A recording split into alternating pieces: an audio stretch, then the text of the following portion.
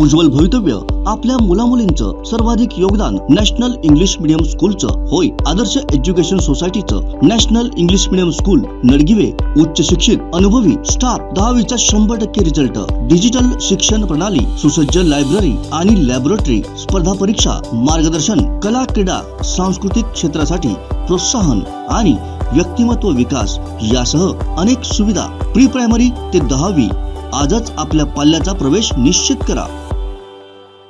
या वर्षाच्या हंगामात मान्सून सर्वसाधारण असेल असा अंदाज भारतीय हवामान विभागाकडून वर्तवण्यात आलाय। भारतीय हवामान खात्याने नैऋत्य मान्सून बद्दलचा दुसरा अंदाज जाहीर केलाय। जून ते सप्टेंबर या मोसमी पावसाच्या काळात भारतात दीर्घकालीन सरासरीच्या 96% पर्जन्यमान अपेक्षित असल्याचं हवामान विभागाने म्हटलंय। भारतात सर्वसाधारण पाऊस होणार आहे, मात्र जून महिन्यात पाऊस कमी असू शकतो।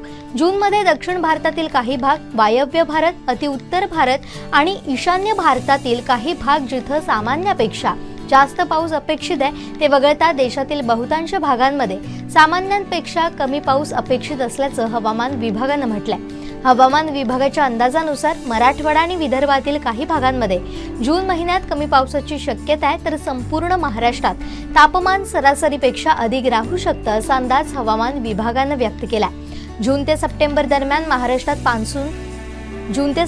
दरम्यान मान्सून महाराष्ट्रात सामान्य राहणार असल्याचा अंदाज हवामान खात्याने वर्तवलाय।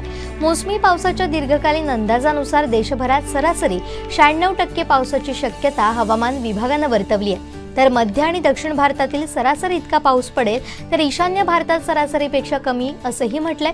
जूनमध्ये देशात आणि राज्यात सरासरीपेक्षा कमी पाऊस पडण्याची शक्यता असून जूनमधील किमान आणि कमाल तापमान सरासरीपेक्षा अधिक राहण्याची शक्यता आहे। अरबी समुद्राकडे बाष्पयुक्त वाऱ्याचा वेग वाढल्यानं केरळमध्ये 1 जून तर महाराष्ट्रात तळकोकणात 7 जूनला मान्सून येऊ शकतो असा अंदाज हवामान तज्ज्ञांनी व्यक्त केला।